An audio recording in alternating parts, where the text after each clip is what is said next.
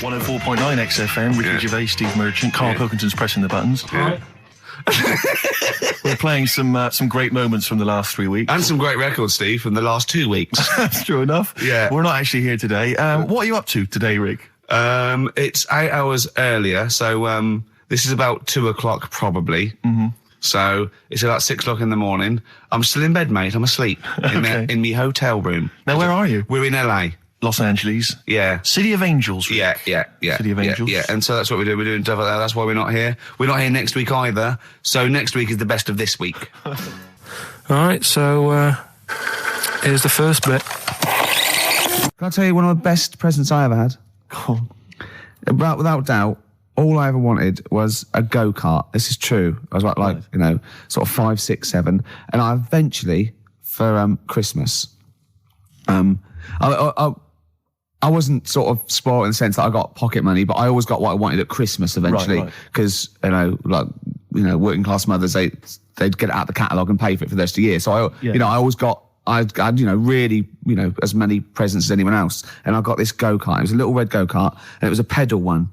And I'd run home from school and I'd be in it and I'd get down the garden for hours. I'd have to come in for my tea, and this was fantastic. And this went on for like weeks and weeks and went through the summer. The next time, it was just it was fantastic go-kart. I'd show off, and then one day I came home and I went. It was always at the back of the shed, sort of up against the shed, and I went in. I couldn't see it, and so I went to the back door. My mum was sort of like washing up with that, and I went, "Where's my go-kart?" I thought it hasn't been nicked. She went, "Your dad swapped it."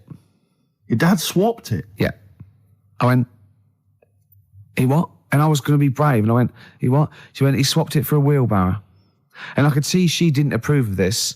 And she was thinking, I'm going to tell him. And then I'm going to, have this out. And I went, right. She went, it's your wheelbarrow. And I went to the back of the shed and there was this wheelbarrow. He swapped it with a bloke called Jimmy Dublin, who he worked with. Jimmy Dublin? Yeah, I don't know. I think he was a respectable member of the community. He was fine. It was his life. No, I think he was an Irish gentleman. And that's why we called him. That's why I don't know what his real name was.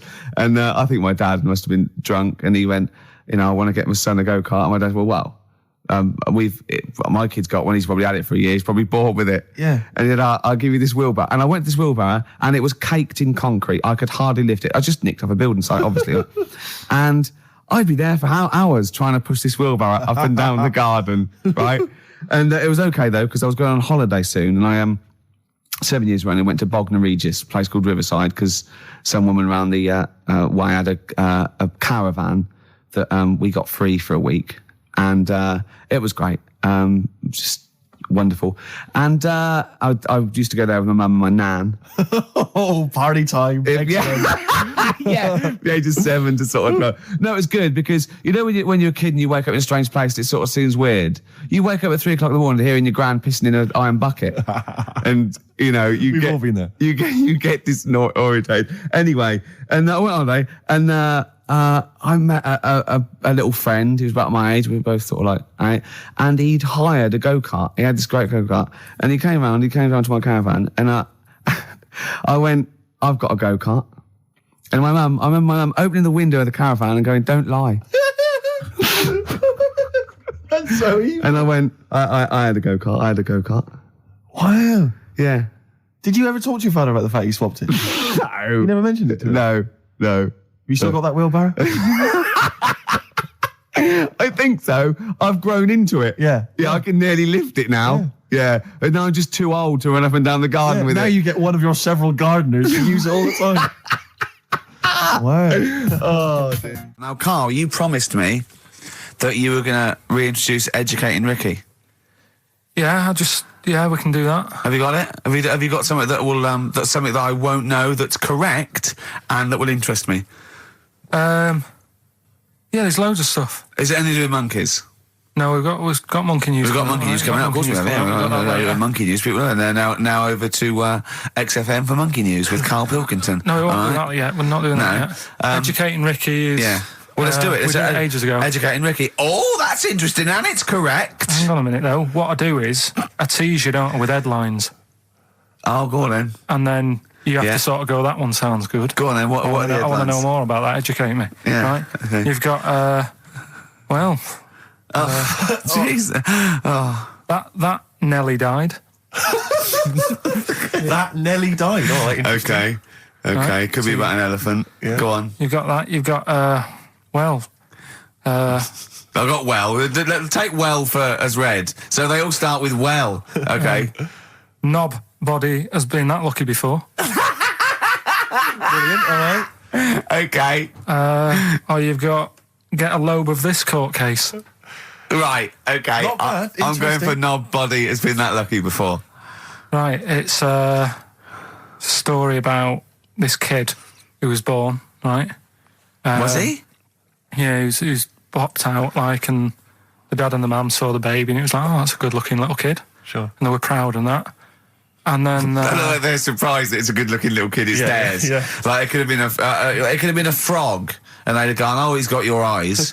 And then the doctor goes, yeah, it is, but look at that. What? He said, it's a boy and hasn't got a knob. I love the doctor saying that. I love this GP. Right. Oh, this midwife saying that. Oh, we love little boy. Yeah, but no knob, baby. Mr. and Mrs. I mean, think. Right. No, but I'm speeding it up a bit. All right, come on. So the baby's Right, so the born, baby's like that, and and the doctor baby's says got that, and the woman's like, oh, it's our first as well, and stuff, right? She's really gutted. She's What's the second going to be like? So, Go ahead. so the Just a knob. doctor says, you know, We'll call it Carl. All right, go on. Right, go on. so the doctor says, well, I'll leave it with you for a bit, get used to the idea, right? As opposed to throwing it away. So he wanders off. Yeah. He comes back with a smile on his face, right? Found the knob. So the mum and dad are like, what are you smiling about? He said, you're not going to believe this. Baby's just been born. It's got two. Right? You can have one of them. And they did a little operation. Where did you get this information from? That's in a book. What book? Is it the a same joke as the book that you carry round with you? No. With the woman with 3 legs, the juggler with 9 arms, and the bloke who found shagging a chicken under a rock. Is it in that book? Weird though, isn't it? Well, it's not true. It is true. What, in the same hospital, there was a baby born without a knob. Luckily, Carl. It happened. You're not, you swear to God you're not making... The I'm not doctor making it came up, back honest to God. smiling because you don't believe it. There's a baby there with an excess of a knob. It happened, honestly. I'm not... All these things are not made up, the educating stuff. That's why I do it, isn't it? Teaching you stuff. Always teaching you stuff.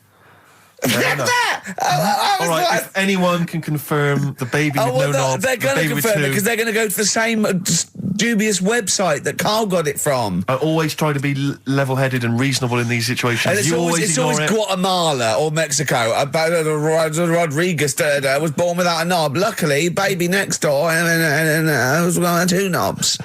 What a load of shite. Play a record. I should just confirm that we've had a number of emails that say the baby born without a knob and then having one transplanted from a baby that luckily enough had 2 knobs is apparently true. Right, Yeah, there you no, go. listen. So- I don't question that you could be born with a deformity and get someone's, fingers, knobs. What I'm saying is, it didn't happen with the doctor goes, I'll leave with it. I don't believe it. That baby's got 2 knobs. Exactly. What a coincidence.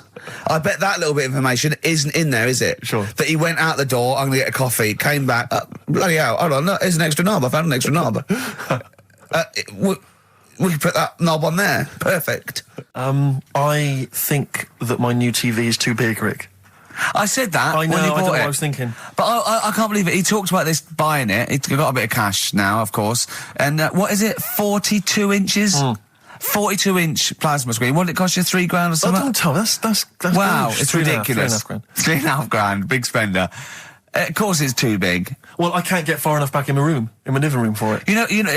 You're meant to be, I think, 4 times the screen size away from it Really? to get out from the air. So that's 4 times 42 inches. You're meant to be sitting away from it, which is impossible. Yeah.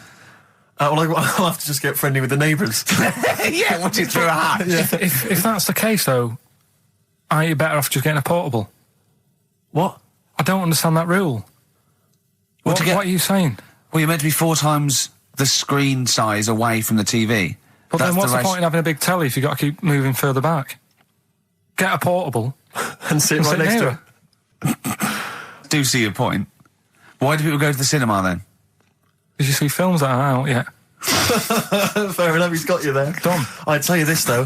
I had it delivered, and are you supposed to tip delivery men? Of course you are. I don't know. You see, if I've never had anything delivered before. I never spent that much money. Not if it's a courier with an envelope, but if it's a bloke who's struggled up the stairs, two fat blokes with a fridge, then give him a £5 for a drink. But the problem was, I didn't realise, and I was thinking to myself, I wonder if I've got to tip him. And the guy was leaving, and my mobile phone went off in my pocket, and I reached in to get it. He put his hand out thinking it was a tip. I went, it's just my phone. And I felt terrible after he left. I didn't know. What was I going to do? Run down the street and offer him a £5? No, of course not. No. I'm not made money. I just spent it on TV. Yeah, I've got no money, mate. No. I just spent it all on this. I had to clean out my jar, everything, the drawers. Yeah, I'd take some bottles back. The problem was, it took me forever to wire it in. I thought, I'm not going to pay for someone to wire it up, So it took me about 3 hours to wire it in, and it was huge, and I got it switched on, and the first programme that was on when I got it wired in was Bargain Hunt. I'll tell you this, David Dickinson's tan almost took me eyeballs out. It was incredible. It was like X-rays. It was extraordinary, the glow. A huge plasma screen with this orange thing coming out, and he keeps turning to the camera, doesn't he? Just to get you. Yeah, he turns away. You get a bit closer. They go, "What's he doing?" He just turns around, takes the cornea off. What do you think, Bargain Hunters? Bargain Hunters. Oh dear, that's why I'd buy a plasma screen to watch Bargain Hunt. I mean, it's ludicrous. This is the problem, is because what do you watch? I mean, have you watched anything that's been worth having? The only thing I've watched really worth watching. 24. Well, 24 works great, but also films. Obviously, that's the main reason I bought it, because films just look amazing on there. Yeah, DVD on the plasma screen. The brilliant Blur, Out of Time on XFM 104.9. One of my favourite singles of the year, and that's another thing. We'll be playing our favourite singles of the year, as well as our favourite clips of our own show. Rick, I imagine if people have got a bit of Christmas money, they're wondering what they can spend it on. Office DVD? Well, other than that, these guys have got some ideas. What, adverts? Brilliant. Exactly. Carl you had to go to one of those well clinics, didn't you? No, I haven't gone. Why? Because I'm not happy with it. What? I'm not happy with the whole... Well, it's just... Do people know what them places are? They'll give you a whole... Have you heard of them? Yeah, I've had one, yeah. They check everything. Which, Suzanne, my girlfriend, was like, you're 30-odd now. When was the last time you went to the doctors? And I haven't been for ages, because... I never go. I never go. Unless I think I'm honestly going to die there in agony. They can always find something. Jane made me go to one of those things, those boot things where they do it's a couple £100 and they give you a complete head to toe, don't they? But head to bottom is what it is. They do the old finger up the arse thing. Now, what is that testing for? Well, I like that he said it quietly, because he's on the radio. You can't say arse. Yeah. I say it quietly.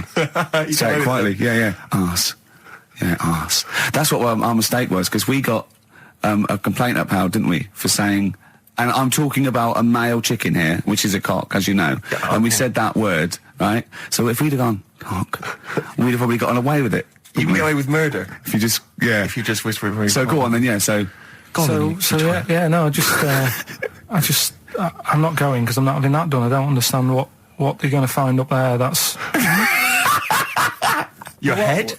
No, but why can't we just... I mean, it's the heart that I worry about the most.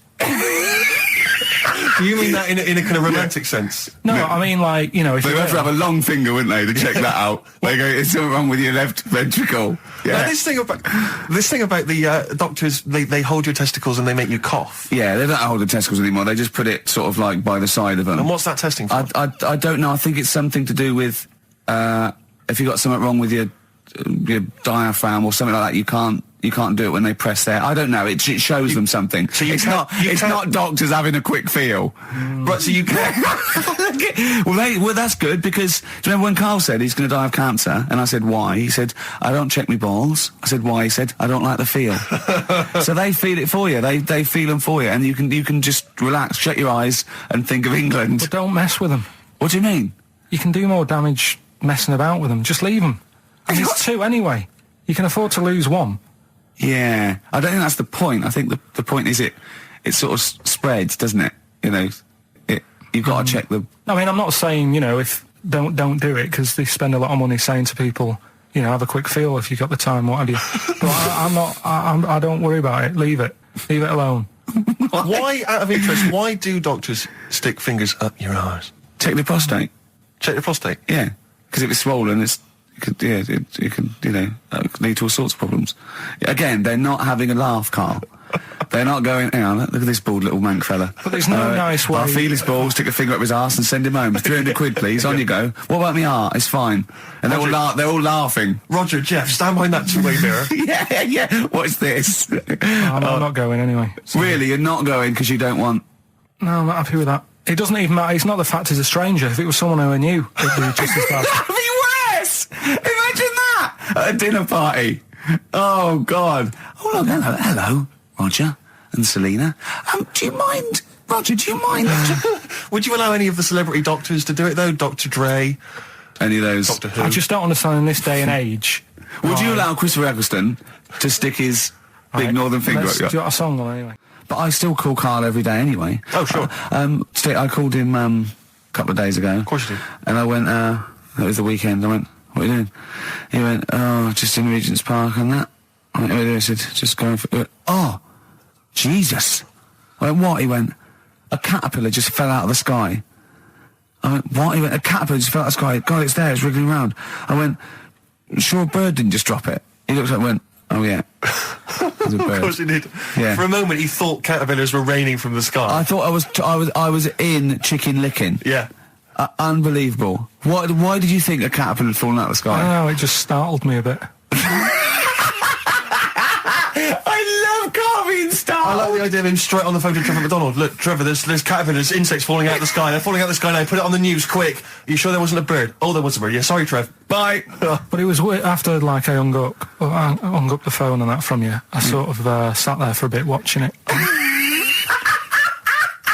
I imagine him cross-legged, just in front of it. But do you know what? Because of his shape, the shape of his head, and his sort of IQ, I bet the caterpillar was thinking, Mama. Yeah. Do you know what I mean? Yeah. It's unbelievable. Go on. And it was sort of running about all over the place, right, Steve? So the caterpillars have loads of feet and that, don't they? Wow! Well, they have 6 legs. They're actually larvae of insects. They have 6 legs. But they have little sucker things to hold on to the back of cabbages and that. No, they've got more than that. I'll tell you, they have got 6 true legs. Trust me. Trust me, I'm a scientist. And you were thinking what, Carl? Well, but they've got little pods. They've got little pseudo pod legs and little suckers. Yeah. But it was running about like everywhere, right, mental, but sort of running off to the left, and then it sort of went back to where it was, then back, went right and what have you. I'm just thinking, whoever gave them the legs, right? What's the point if they don't know where they're going and that? Do you know what I mean? If you can get about... Imagine that sentence. Did you hear that sentence? Can we play that sentence back? No, I don't think we can. Imagine who gave him that legs. Whoever gave him them legs, what's the point if they don't know where they're going and that? And that. Always and that. And that. But maybe you just, to be fair to the caterpillar, with all its legs, okay, and you didn't know where it was going, it had just been plucked from its house by a bird, shot up into the sky, and then dropped from 80 feet, hitting the ground. Onto the head of a weird, bald-shaved monkey. It was probably concussed. Yeah, it's one of them things again, though. But it still knew more about the world than you. How does that make you feel? I just think it's a waste of time having all them feet. It's the same thing as the... Now it's got feet now! It has a nightmare buying shoes, doesn't it? Yeah. You just mentioned there about sort of no knickers and that. Is this going to be your Auntie Nora? No. Right. It's just, like the last flat that I lived in, I always had a good view across the road and I could see... It was the hairy... There was the hairy Chinese kid. Not the hairy Chinese kid. He was just a Chinese kid, actually. Yeah. Running because about. that's rare, isn't it? Hairy Chinese kids are very rare, isn't it? Yeah. There's only one official sighting, isn't there? In one of those shit little magazines that you buy. And there was the old woman who didn't move. She was just sat there reading a book all the time. Who we think possibly died and no one came round for weeks, But, and now I've moved, right? And it was quiet for a bit. I always look at what view I'm getting, right? Looks across and it was just sort of empty, sort of flats ready for people to move in and that, right? Anyway, people are in there now, right? And they've put all the furniture in, but I haven't put any curtains up. Oh. Right. So anyway, I'm sort of washing up, just having a look out the window. Yeah. Right. Girl sort of wandering about, knickers on, right? With no knickers on? You mean naked? No knickers. Well, she had a bra on. Right, okay. But, she's probably looking for a knickers. So I thought, and I don't know how long I was looking. No. Right? But anyway, she looks across. Oh, God. I think she spotted me. Yeah. I think, oh, God. I felt really bad. Yeah. I said to Suzanne... Sorry, is this some sort of Peeping Tom confession? No idea. Well, he's not... That's the thing, though. Peepington. If I was peeping, she was peeping as well, because she was looking over. Works both ways, doesn't it? Yeah, but yeah, all she could see of you was your bald head. Yeah. No, but And your this hands is it. moving as you were washing up. And some white-looking substance frothing up. Particularly stubborn stain on this glass. Yeah. Oh, God. Imagine that. Imagine if she looked across. I'm assuming your sink is lower than the window. But didn't she just cover up or something? Or she looked back and go, oh, you're looking at my fanny? Well, the thing I did... What? I thought, just sort of drop me boxer shorts. Because I thought... Well, Suzanne said, what are you doing? What are you talking about? What are you talking about? No, just so they can see me cheeks of me. What are you talking about?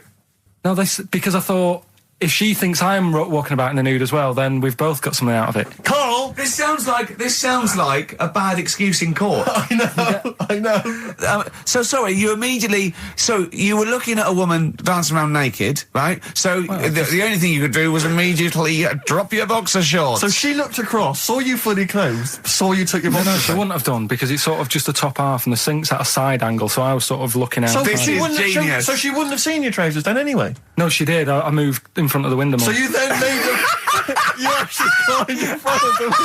Oh, this is amazing! So you climbed in front of the window to show off No, your it wasn't your naked obvious. lower half. Susan said, what are you doing? And I I bet said, she did.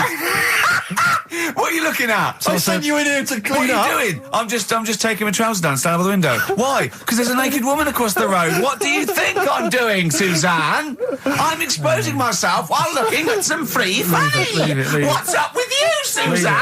Anyway. Wait a minute, can I just check? A final question. What did the woman across the way... What happened? What was her I reaction? didn't look again. I just thought you've seen a bit of action as well. We're both happy. Let's leave it. Brilliant. So were you waddling around like a penguin with your trousers around your ankles? I just was walking about, and Suzanne said, what are you doing? I said, I'll explain to you in a bit, but don't look out the window, because then it's Excellent. obvious. Then he sees, she calls her husband to look at Carl walking around naked. He goes, oh, she's got a... Quick, Suzanne, get him out. There's only one with him. Get some more friends. They've gone one more. Oh, that's a wonderful, wonderful clip, and a great record that preceded or followed it, I'm not sure. But, could I make some dedications? Yeah. Because I, last week, just before we had to come in to record this, I popped out trying to get onto the tube, and I had a nightmare, because there were millions of protesters, so-called protesters. Now, a lot of them obviously doing good work. There was one fella, I think you'd have appreciated it, because I know you are very politically active, and I think this guy has really studied hard, and he's realised the best way to make his voice heard on the international political stage is to ride around on a tricycle wearing a jester's hat. He was really shaking up the bloody government. wouldn't want to be George W. Bush about now. Not indeed. Once he sees that. Once he sees that guy. Imagine his aides rushing in and going, George W., look at this guy. Where's that? That's in London, England. Okay, call off the forces. Is that a large tricycle? Yeah. Is he wearing a nappy? Get me Colin Powell. Why'd you call him Colin, not Colin? It's the way he likes it. Don't about. Just call off the troops. There's a in a jester's hat. Call the troops off. Just bleep some of those bits. Have you got some educating, Ricky, for me? Got some education. I need some education, Carl. That's I kind of desperately need some education. I want to learn about Chinese kids that are born hairier than average. I want to hear about deaf girls that can hear after their mum hits their head against a wall. These are the things I need to know. I mean, I don't wish to be disrespectful. He doesn't look like a genius. He doesn't look like But then I genius. don't know what a genius looks like. Exactly. So, Steve. you know, I don't want to be an Look at Einstein. Yeah. Yeah. His mum thought he was mental as a child. Where'd you get that information from? That was in the Einstein book. Well, it was in the Einstein book, then it's presumably true. Which Einstein book is that? His Theory of Relativity? The big book of Einstein stuff. Oh, yeah. Yeah, the big bumper book of Einstein stuff. It's for a coach trip, and you have to fill in E equals MC1 squared, 2 fish, or 3 hello, and then it's multiple choice, and you fill it. It's great. It's Did his mum think, A, he was a genius, B, mental? Most people go for A, but it is in fact B. She thought he was mental at the age of 28. Oh, Carl, you never let me down. You never let me down. So have you got Educating Ricky for me? We've got Educating Ricky coming up. We've got Rockbusters. We've got Rockbusters. Great As seen and talked about in Heat. In Heat magazine. It's got really tough this week now. We're not messing about anymore. Right. Got some good prizes. Absolutely, yeah, we'll talk about those later. Because, I mean, was it last week that you had the classic? Was it, I can't remember, I'm paraphrasing, Carl, apologies. Something like, I'm here in Texas, I've fallen in a puddle, and my knee has got wet. Yeah. Whitney Houston. Whitney Houston. Yeah. And also, it was last week when there was a little bit of confusion over the one for Holly Valance. Right? Of course. I don't think it was confusion, I think it was your error. Yeah. No, it wasn't. And it was Holy Valance, and you meant Pelmet. Then Becky, who called up that time and said, if you're getting mistaken with Pelmet, right, she sent me an email in a week saying, I've done a bit of research. Yeah. It was my fault. I've made an error. Yeah. It is a valance. Okay. And I know about valances. As I told you last week, at the very end, my auntie loves them. Yeah. Right? She makes them. She started off just like putting them on top of the sort of window around the curtain. And then she thought, I can do more with this. Yeah. And she had a little coffee table that had magazines underneath. And she said, I'm sick of seeing them magazines when I'm sat down. She sounds like a Pilkington. So... I'm sick of seeing them magazines when I sit down. So she put a valance around the table. Yeah. She just got valances around everything now. Yeah. Then, next step, she tapes everything. She never actually watches telly. She tapes it all because she gets sick of listening to the adverts and that. Yeah. So she tapes everything. So she's got loads of videotapes and that. And the video used to get on her nerves. When she was watching a film, she'd see the clock changing. And it distracted her from the film. So she put a valance around that. That's genius. Yeah. So, that is or is it mental? Only Mrs. Einstein can tell us. I don't know. She's even made a little Jack Russell look like a hovercraft. Yeah. He's great. So everything's got a valance. If you go round and you stand still for too long, the chances are you'll balance around your head. Yeah. This is this is Auntie who? Auntie Nora. And this is the one that farted for 5 minutes.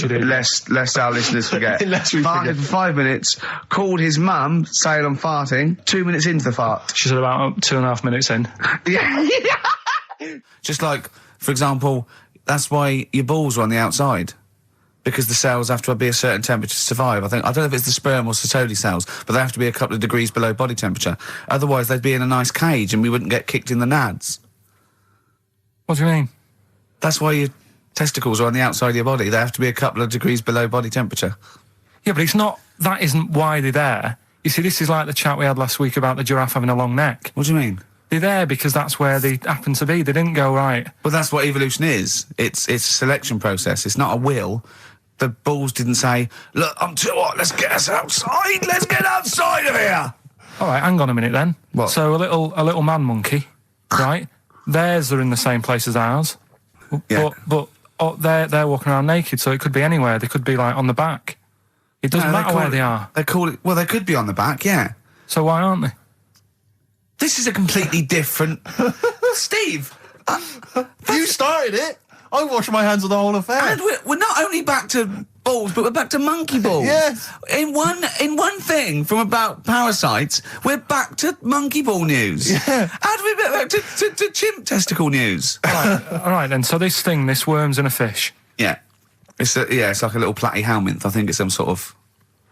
But what I mean is, why are they about? What do you mean? They Why? evolved. But why haven't they died out? Because they're very successful.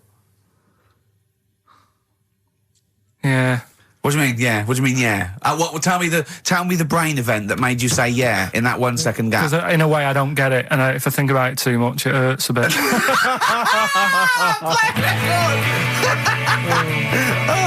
They've just been around for years, Carl. Yeah. Like Cliff Richard or something like that. Yeah.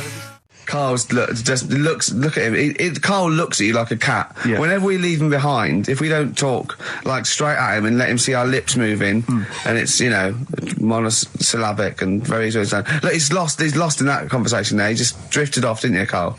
No, I just was also thinking on animals and that. Something else I was going to use. Go on. Was this isn't a radio show, is it? I just suddenly caught myself. This is nothing. I told you that before. It's been bad today. No, but I mean, it's the way, this casual way that it's like we almost have no regard for our listener, and I'm not proud of that. I just don't know what to do about it. Do you know what I mean? I don't know how to do this properly. I mean, we're just chatting here. I mean, it's only Anderson who's seen through us. And that surprises me that more people haven't. I mean, what are the figures like? Do people listen to this show? Well, I'll find out for you. You keep saying that. But, yeah, there's this parrot. And, apparently it lives Rick, it's unique, if nothing else. I mean, when you wake up with Woken tomorrow, you're not even going to hear him start a line with there was this parrot. Go on, there was this parrot, yeah, go on. And it can talk and that. Someone's obviously, taught it how to speak and that. And it flew away. And it's living in this church. Right? And people are at the church doing hymns and that. And then Trouble's brewing. In between the hymns. That parrot was owned by an old miner who used to swear a lot. Yeah. Well, then the vicar is going to be really annoyed. That vicar, that vicar's going to go on. I just hope it stays quiet, Rick, during the vicar's sermons. Yeah, go on. Have you read it? No, go on. Have you read it? No, because that's what happens, right? Go on, tell us, Carl. During the hymns, it's sort of effing and jeffing and stuff. Effing and jeffing? Yeah. And everyone's like going, it's quite funny, really, it doesn't know what it's doing. Everyone's having a laugh. Yeah. But it's causing a havoc at funerals. When did this happen? Not years ago. John was a much-loved man. He was a wanker! Yeah. So anyway, that was another story. What can you say about Uncle John? Bollocks. Oh, Carl, I love the fact that when you look at things, you go, that's interesting. The parrot that swears at funerals. That'd be a nice. And it stays with you. You see, for a simple man, you retain an awful lot of knowledge. It's just all rubbish. Do you know what I mean? If you just replaced all this rubbish with good stuff, you'd be an intellectual. Yeah. Really. Because, your attention is fantastic. Yeah. So Did I lose you again there, did I? So was it the word retention?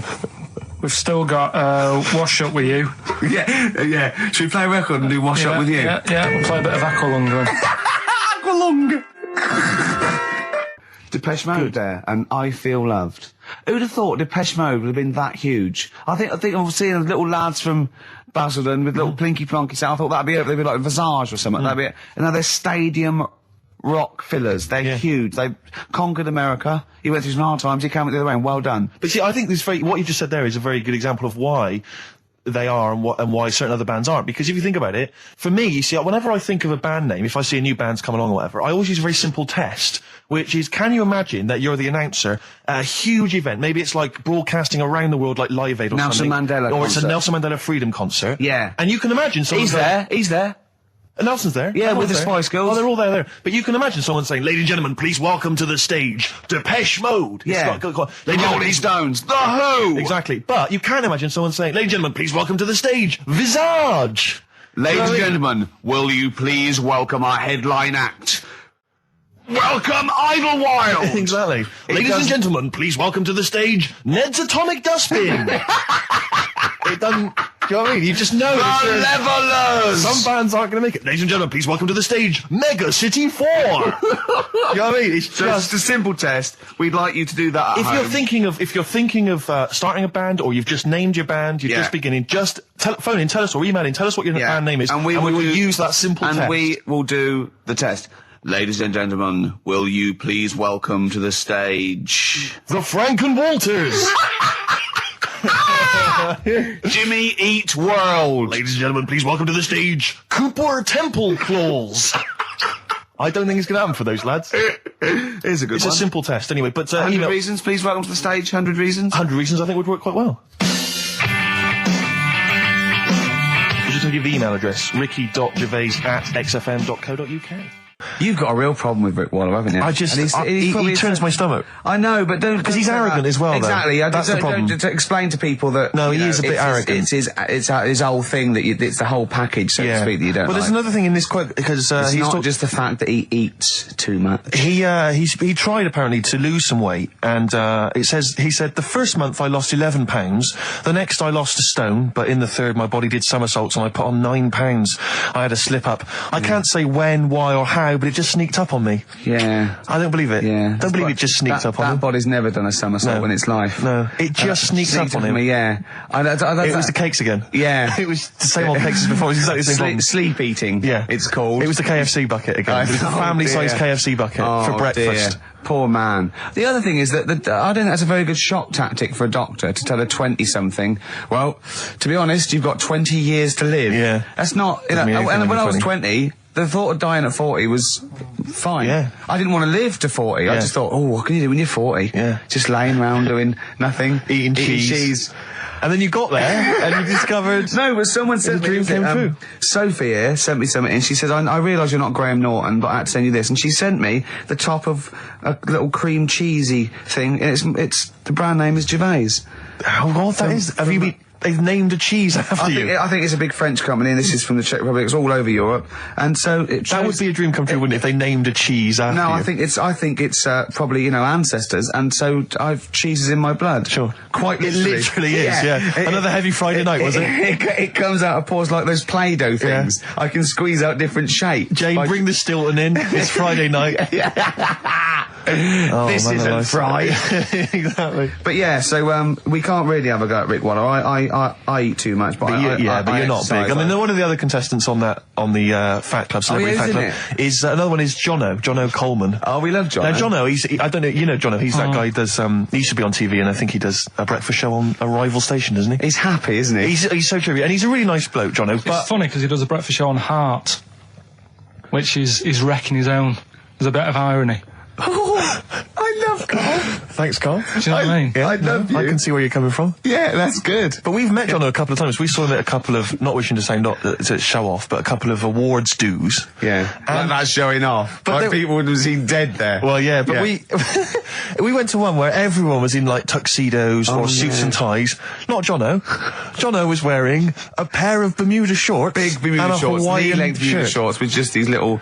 But I saw him again another time, and he had shorts on at a similar event, and I've seen him since in the street, and he's all. I'm wondering if he can wear trousers. I don't think he can actually wear trousers. I don't know if there's a medical reason for that, whether he's just, his legs are too fat. I think the material is a waste of money. I think it's just that you can get shorts that big and they're comfortable, and, I mean, to be quite honest, I don't want to squeeze into a tuxedo anyway. So, if you can go, I'd love to turn up those things in Bermuda shorts. Well, of course. Flip-flops. But do you think he started off by wearing, maybe he just had the upper half was a tuxedo with the tie and then the shorts for and the shorts underneath, and he would just have to come in, kind of sneak behind, a sideboard. Potted plant. Or a potted plant, or bring his kids ahead of him. Yeah. You know, you are wearing trousers, aren't you? Of course I am, yeah. In you go. Kids move a bit. Well, no. Exactly. Of course I'm wearing trousers. Why would I? Wearing trousers. And they just thought, this isn't fooling anyone. So now I'm going to make a wacky effort to sort of, The next zone is, I've heard he's going in a grass skirt and a garland around his, and he's going to come in limboing. But you did ask if you could go to the BAFTAs in a dressing gown,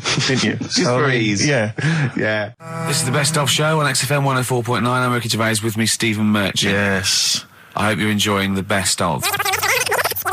What do you mean your fortunes are on the up? Anyway, DJing. Well, I'll tell you, I was hired. Well, I say hired. I did it as a favour to a friend. His wedding the other week. And I got there, I was thinking, because everyone had their little role to play, and then people were doing a good job. I love you taking it seriously. And I spent ages putting together some CDs, special selection CDs. I love that! Because what I did was I burned them on iTunes. Did you turn up with your own headphones round your neck? Own headphones, wearing a suit, but headphones. Metal case. Didn't need it, just had them all in one small box. Brilliant. Boom. I thought this is good stuff. I got some classics here. Give me an example. Give me an example of that, like the first hour, the warm-up hour. Rick, I'm coming straight in with Frankie Valli, Oh What a Night. Brilliant track. I mean, when those beats start at the beginning, who's not getting on the dance floor? Wait a minute, what's this following it up? Go on. It's the Jacksons. What, I Want You Back? I Want You Back. Brilliant. It sounds good at the moment, Carl. Yeah. So I'm thinking, at least I'm gonna roar this, because they laid on a good spread. The ceremony was nice, food was nice. I'm thinking this is going to be the piece de resistance. Yeah. Alarm bell started ringing. Why? When I realised there was a marquee outside. Of course, it's a balmy summer evening. I'm stuck inside on the dance floor inside. I'm thinking I'm going to be struggling here to get them in. Even with flavours like this, I thought I'd struggle, Rick. So I'm sat there in my suit. I'm sat behind this little DJ console. I've got all the big numbers. There's one or two people making some token effort, but frankly, most people are outside everywhere. I was livid. Of course, they couldn't hear it out there. So I was playing to an empty room, really, and I was furious. I was absolutely furious. Because, I mean, what is, you know, they're wasting my time. They're wasting, now I could have just stuck the CD on and gone out. They're wasting Frankie Valli's. Frankie Valli's time. They're wasting the Jackson 5's time. They're wasting, you know, D-Light's time. Yeah, yeah. And so I'm sat there, and there's a couple of people making a cursory effort. Mainly when they come to get a drink from the bar, they might have a little quick, you know, couple of twos. You shout, we don't want your Not lot. interested. All of your no All one. of your no one at all. And then there's a microphone set up because people have been doing speeches. This little girl gets on the mic, right? It's being funneled through the speaker system. So every time I put my headphones on, Miss Dynamite, was it? It wasn't, sadly, Miss Dynamite. Although she decided to have a little go at MCing. She was screeching her little head How off. old is she? Oh, I don't know, 8 or 9. At their most annoying. When children are at their most annoying, because they got a bit of confidence there. They're a bit cocky. They're not shy anymore. They're a bit arrogant. Yeah. She's screeching her head off. So I'm playing, you know. And she doesn't know it. Your face. I'm playing into the groove. No one's getting into the groove because she's going mental. She's just going, what's this? What's this? I don't know what this is. Play something I know. I'm thinking I haven't got any bloody DJ Otsu or Crazy Frog. I'm not going to play what you. So she's just screeching along, ruining it for everyone. And I say everyone, there was no one there. So me, she was ruining it for me. I bet you were really I'm angry. furious. But of course, as well, every time she screeched, it went through my headphones. So of course and then her dad comes along, right? And I'm thinking, all right, he's seen what's just happening. imagine you in your suit, sweating, getting annoyed at someone ruining your set that no one's listening to. I think, her dad's coming over. He's going to put pay to this. He's realised that, you know, she's causing a disturbance. He comes over there, joins in. No. Sits her on his lap. He's just saying, hey, she's having a well of a time. I'm thinking I'm furious. I'm thinking it's his responsibility to shut her up. He's not going to do anything. What can I do? I can't step in. No. And I know very well that if I interfere, he's going to say, oh, well, she's enjoying herself and no one's dancing anyway, and we'd have just got into a fracas. Yeah. I didn't want to start a fight. No. Because I don't know, but he'd have knocked you out, wouldn't he? Someone would have got knocked out. And I'm not saying who it would have been, but, you know, but to bear in mind, Rick, there would have been 2 of them. And so I didn't want to get into a fight with him. And anyway, so I'm playing. Anyway, so my friend came along. He realised what was happening, and I didn't have the guts to unplug the microphone because he'd have known. You see. Yeah. So I got my friend to do it when she had her back turned. So he pulled the plug out. The microphone went dead. She went, "What's going on?" I went, "I don't know what you're talking about." I said, "I don't know." She said, "Where the microphone's at?" I said, "You must have broken it." I don't know what's going on. Someone will probably make you pay for that.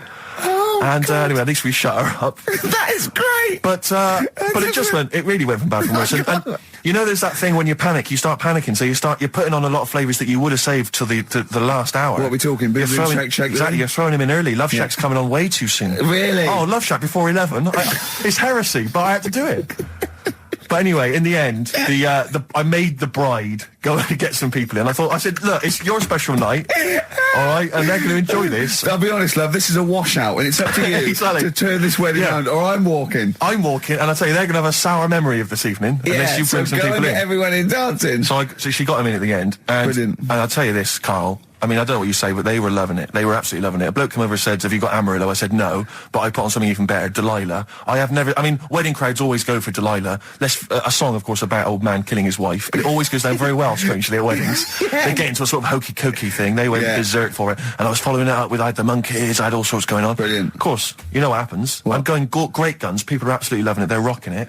I throw in, I had something cracking on at the end. Come On Eileen, of course, was on. People were going berserk for it. Which is unfortunate because the bride's name was Eileen.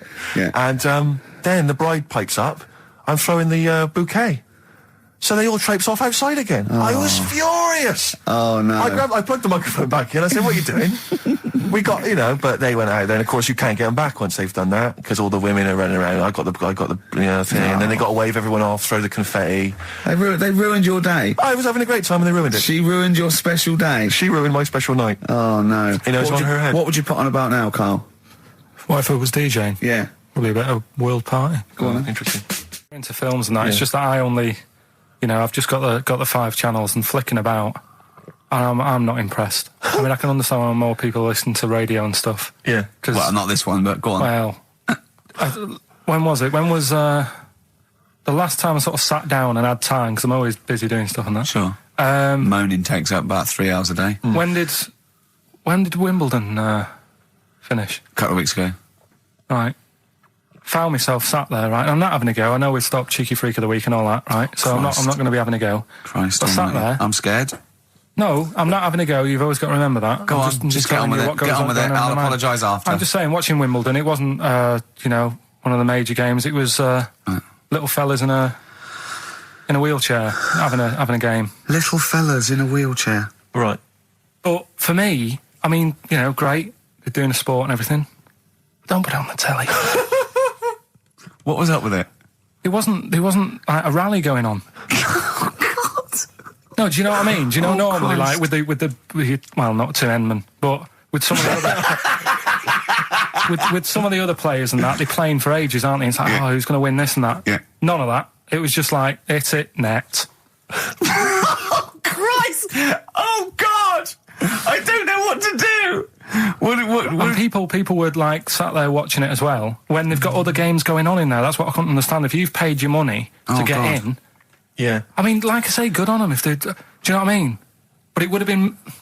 I And don't they know, all start first in the marathon. I just thought it would have, you know, give them a game of swing ball or something. Yeah.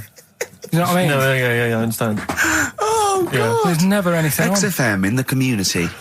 Let's play a tune. Ricky Gervais, Ricky Gervais. Don't put my name to this last link. Don't put my name to this last link. Ricky.gervais, xfm.co.uk. Oh. Magic, Virgin, if you're listening, we are available probably sooner than we thought. Oasis and Songbird. It's a nice little ditty It's all right, yeah. of a It's not too Saturday. bad. Yes, thank you. XFM 104.9, Ricky Gervais, Steve Merchant, Karl Pilkington. I think we should go straight into it, Karl. I think we should do the competition. There's Karl in the corner. It seems a little premature. Do you reckon? Yeah, I Do you think reckon so. it's so good? It's Yeah, so good. We exactly. should tease it out of them. Well, it's a big thing. It's just that I've got absolutely nothing to say. Sure. I haven't really. Well, I mean, like often I know you all have spoken to Karl in the week. This week, for some reason, I've been speaking to him. Oh, right. I spoke briefly to him about Michael Jackson and the documentary. Yeah. Now, of course, I thought that was extraordinary. Amazing, and I asked amazing Karl's piece of opinion. work. Yeah. And he didn't mention to me the fact that Michael Jackson likes to climb up in trees. No. He didn't mention anything about his bizarre relationship with children. He didn't mention anything about his obsessive billionaire spending sprees. Right. He didn't mention anything about the mannequins he has in his thing, or the fact that he drives around his sort of 7 hotel suites in Las Vegas in a little kind of old people's scooter.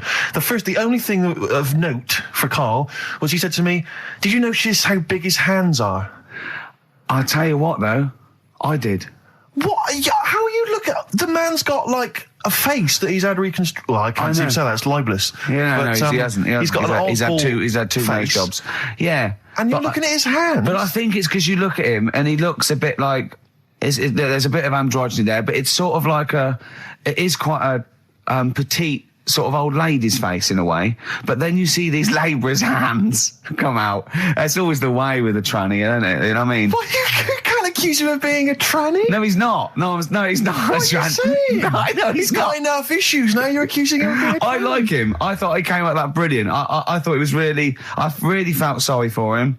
No, I think he cleared up a few things as far as I'm concerned. I thought it was a fascinating piece of work, but I did like the shopping spree. That was great. Extraordinary, because he's just got going such around bad just taste. pointing. I know it was bad taste, wasn't it? It was like one of those bizarre shops. Yeah. You know what I mean? There's anything sort of a gift shop, but they're trying to make it look like Ming. But and And it's sprayed gold. If he'd been living in a trailer park, he'd have been ordering, one of those porcelain dolls dressed like a Harley Davidson I know, bike yeah. rider, or an Elvis commemorative plate. It was the kind of billionaire equivalent of that. But the hands were a giveaway.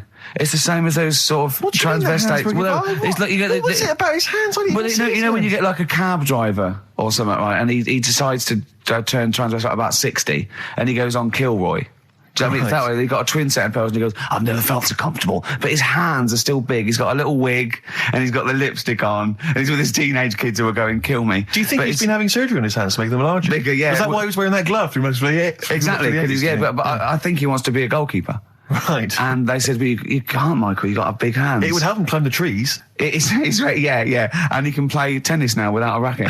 Yeah. So what did you make of it, Karl? Were you intrigued? The Michael Jackson thing. It's it was all right. The French have tried to keep that secret for over 100 years, Steve. upper crust people. Yeah, nearly 200 years. That is a top secret. Somehow Euston Station upper crust got hold of a document left behind in an old sea chest, possibly Napoleon's, could have been Josephine's. Unfortunately, jotted it down He's kicking himself now. Oh, Secret, I cannot believe I left a note. If he talked like that. He did. He did that. Yeah, he talked English, but in a very funny French accent. Do you remember, there was one thing that, talking about funny French accents. Loch Ness, the monster, Yep, sure. probably doesn't exist. Okay. What it is, Interesting. Hold on, interesting. Oh, interesting. It's- What they thought the Loch Ness probably didn't exist. Curious viewpoint. Hold on. What proof have they got for that, Carl? How can they go around saying stupid things like that? it's methane, Right. Again, in Loch Ness. and people have seen, what's the lake it's in? Loch Loch Ness. Yeah? It being the Loch Ness monster. Yeah. That's where it lives. That's how it finds its way home. That's certainly the clue. Yeah, if you Get again, Carl, that's the clue. Yeah, if it's and it's if it's wondering, it goes, excuse me, would you know where I'm being the Loch Ness monster? Where would I be going? Oh, you'd be going to the Loch Ness if that's your home. It's away over there, you So big anyway, monster, you. So the bubbles from the Sure. methane bubble up out of the water. Yeah. People think, oh God, it's a monster's head. But it's not, it's just water sort of shooting up because of the bubbles. Well, that's two of the great mysteries of the universe solved by Carl P on a Saturday afternoon. That is fantastic. So that makes me think a lot of things. So you know when mediums are sort of like going, oh, I've got something coming through. Do you think they are exhaling a lot of methane gas, and thus making them not think straight? Do you think everything's down to methane gas? Do you think that all the mysteries of the universe are down to methane gas, Carl? What did it say in the documentary you saw? About what? What was the budgie happy? We know that budgie was sad. Was it in a room? Because they used to take canaries down the mines, didn't they? They used to take canaries down the mines, they'd smell the methane, and then the budgie would be happy. I'm not going to teach you anymore. Play a record. Oh, should we introduce this, shouldn't I? Go on, mate. Oh, it's Beatles, Long and Winding Road. Smooth. Are we getting paid for this? Our Freaks Electric, Richard X and the Sugar Babes on XFM 104.9. Well, nearly through. We've had a few laughs again, a Yep. few tears. Absolutely, as always. Few, excuse me, and don't be alarmed. I look quite frightening, but I'm merely a nice monster. I seem to have lost my way home. Could you direct me in the right direction? Nice to meet you. Yeah, Carl Pilkington. Hi. What's your name? Why do you need to know my name? Well, it might help me to find out where you come from. Oh, my name's the Loch Ness Monster. Okay, all right. Give me a second. What was your name again? Loch Ness Monster. See, this is what I mean. I just run this one past you just on the off chance. Yeah. Because maybe that you change your opinion slightly. Yeah. Feng Shui teaches you to use your environment wisely. Sure. If your land and the surrounding area is undulating, it's said to house auspicious dragons. When land is flat and featureless, the dragon is missing and the land is said to be less auspicious. Excuse me, they call me the Brixton Dragon. Sure. I seem to have lost my way. I know it's South London somewhere, but could you help me find my home? What's your name? Well, they call me the Brixton Dragon. Right, where are you from? I see what you mean. I see what you mean, aye. Oh, okay, man. So does that make you query it at all, the dragon? I'm not into it that much. Right, I'm sure. just saying that if you have your head at one end of the bed rather than the other, it might make a difference to your night's sleep. And you get this quite a lot, don't you? Especially Americans, that Elvis Presley's still alive. Yeah. And I think, wasn't there some statistic, like more people believed Elvis was alive than believed evolution? Was that right? Yes. Something like that? No. No, it's something worse than that. It could be something. It was something like that. It's something like, I don't know, it's something like 42% of Americans believe that Elvis Presley has faked his own death and is still alive, right? Yeah. And there's this whole book that's been written about it, because, Carl, you might be interested in this. I know you're always fascinated by things that have been written down and therefore a gospel. Yeah. And that you don't have to revise yourself. You just learn off Ian Wright. Yeah. But apparently, the reason that Elvis is still alive is that there's a number of sort of pieces of evidence. One is that none of his family could agree which colour pyjamas he was wearing when he died. That's evidence, apparently. Apparently, he was an honorary member of the FBI. Well, apparently his signature appears on FBI documents well into the 80s, long after he should have died. Apparently no one can agree. There was sums of money a lot of fat people in dungarees have seen him. Yeah. There's sums of money which apparently only he could have given authority to have transferred to other bank accounts. They've moved. Yeah. So this is all evidence that Elvis is still alive. And a lot of people, I was talking to this guy and he was saying, well, of course, the thing is, the pressures of fame were too much for him. That he faked his own death so that he no longer had to be this huge icon. He could live an ordinary life. And my query has always been this. If Elvis faked his own death, do you think the method he'd have chosen is to have shat himself to death whilst on the toilet. Yeah. Yeah, but because he picked that, nobody will doubt it. Right.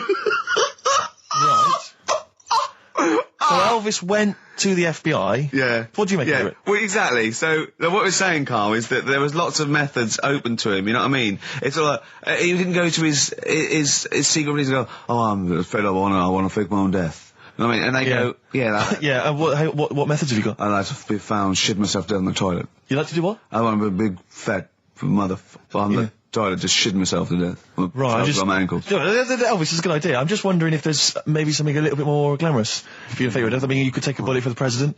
What? Shit all over him? Just shit? No, crap at all. That'd be what you No, you just take a bullet for him, or you could. There has to be shit involved. Why has it got to be? There has to be shit involved. Why has it got to be crap? I want it this way.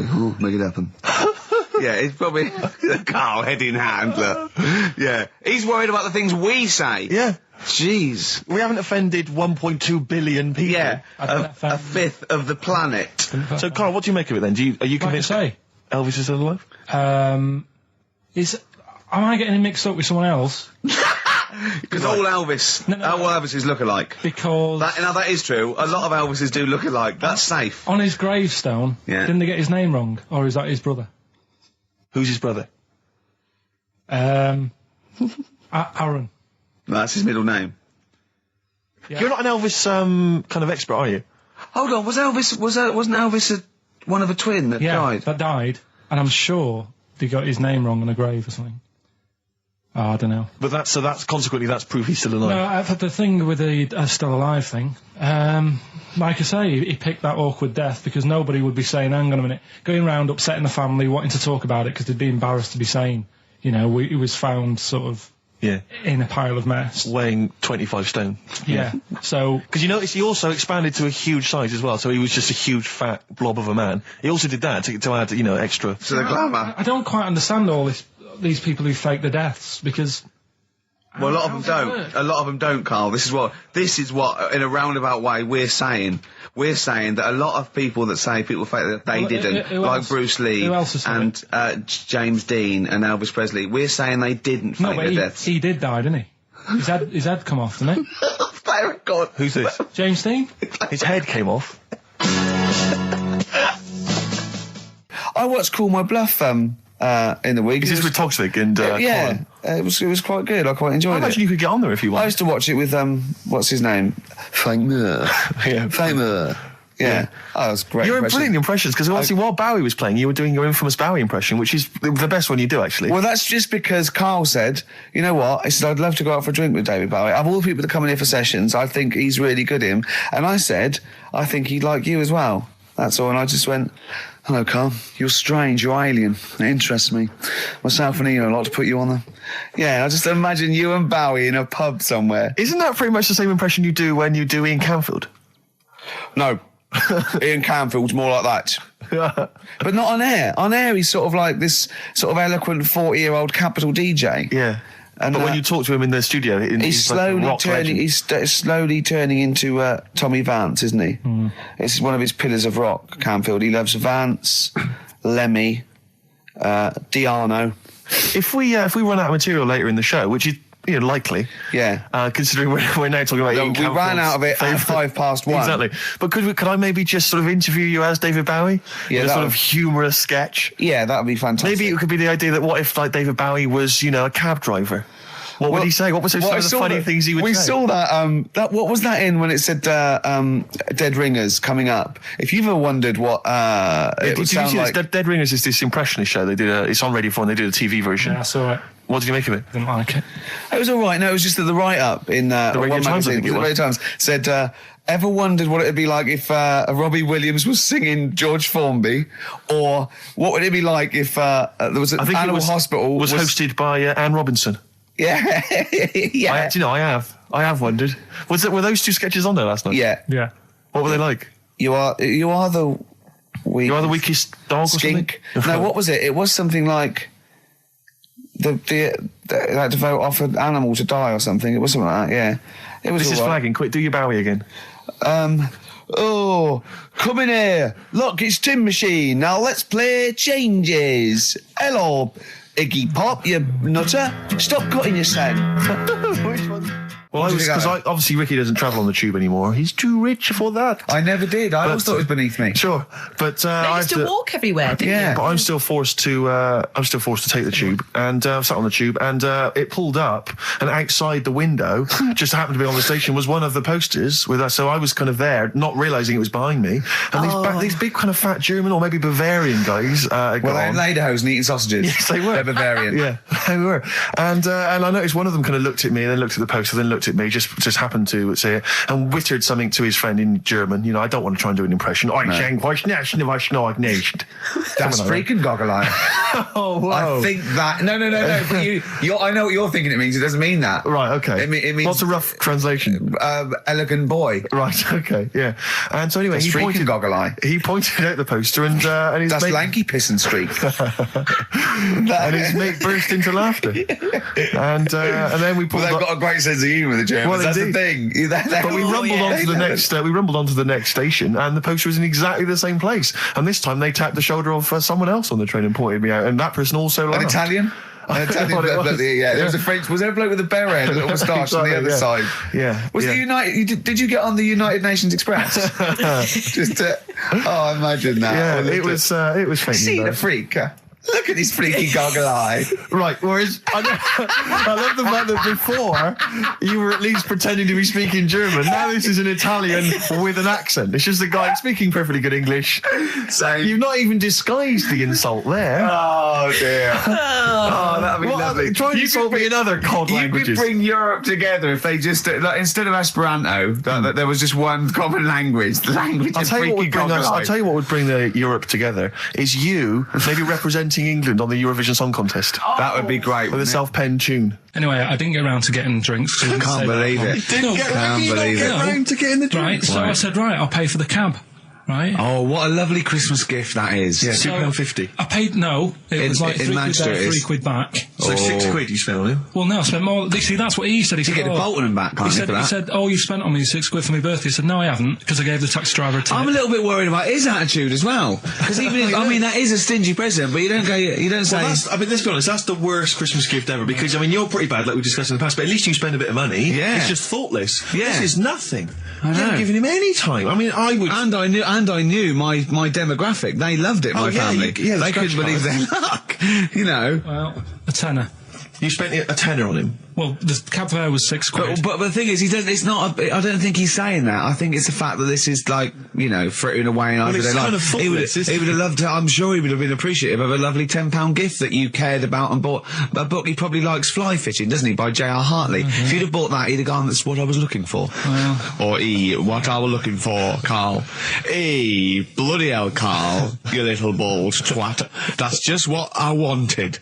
So, alright, so just calm down. So what have you got planned for Christmas? Is this what, I mean, are you doing the same place with Carl, Suzanne? excellent. You've paid me milk bill for this week. That were nice. I'm spent this year. So have you planned anything for Suzanne, or are you just... Yeah, I'm taking her out Christmas Day for something to eat. So, do we need them? Do we need them? And you should explain, do we need them, for those that don't like the show? Well, it's sort of education about animals and stuff, and if we need them. So, like, David Attenborough once said, you can get rid of people off the earth and it would carry on, there's no problems, but, you know, get rid of a monkey and you could have problems on your hands. So is that a direct quote from Attenborough's current autobiography? I think so, yeah. So what I've done today, right? He always starts everything with, right, so then. Yeah, exactly. Yeah. So... Yeah. and he always ends things, you got yourself all sorts of problems. Yeah. So that's that. That's done. That's coming up. Enjoy that. That. What would you do to sort of like egg them on a little bit, 12 man? What do you think? What sexy things would you say? What do you think is your quality? What do you think people would find, you know, pretty horny about you? Is it your sort of mank wine? Do you think that? Just say this. London shit, innit? I think say that, but you know, London, it's not that good, is it? Like I think you've done it there. So that's say something quite sort of sexy though. Say something like, you know, well, I love to love you. Say something sexy. Say that. No, say something sexy. Suzanne says to me, you know, do you love me? I go, yeah, you're all right.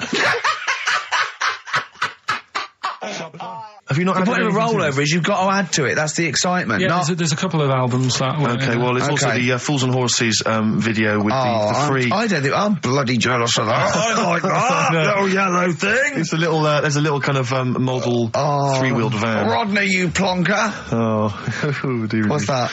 This is what looks to be some kind of best of the stereo MCs. Don't call me a plonker, you wanker. The David Attenborough DVD collection. Oh, Unc shit himself again.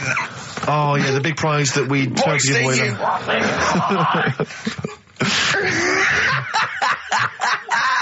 Best chill out.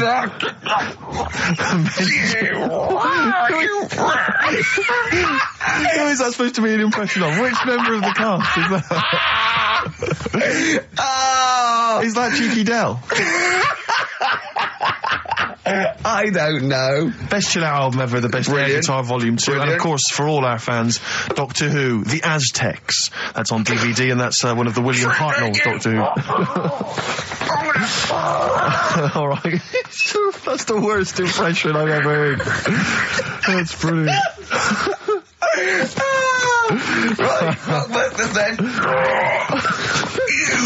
Right, three cryptic stuff. Oh, come on. Right, Rodney, what's the Three, I can't do it. Come on! Badly Drawn Boy, Born Again on XFM 104.9. There we are then. Ricky Gervais with me, Steve Merchant and Karl Pilkington. Raring to go. He's a bit grumpy, Karl. Woken up at 8 o'clock. Because he's from the north. Yeah, because he's in London. Yeah. And London's rubbish, right, isn't it? Where can you can't even get a Band-Aid in London, can you? Or grouting. In Manchester, I could walk to the next shop and definitely get some Flash or maybe some Vim. You can't get it down here. You got to go to a trendy bistro, haven't you? Karl, why are you grumpy? So the Iceman, why does that amaze you? What's like, ooh... Well, they found some part of our preserved past.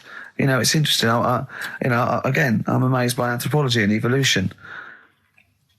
Yeah, it's just that line on its own like that. You know, they found an Iceman is great, but then it went on, and it's going on about. You know, they've had to get different people involved to find out how old it was. Because first of all, the story started off right. An old fellow on holiday somewhere. Where did they find it? In Sweden or something? And he was walking in the hills. And he was walking? In the hills. In heels? Was he transvestite? In the mountains. Oh, right. In the hills. Yeah. So he's walking about and he sees this body in the snow and he thinks, oh.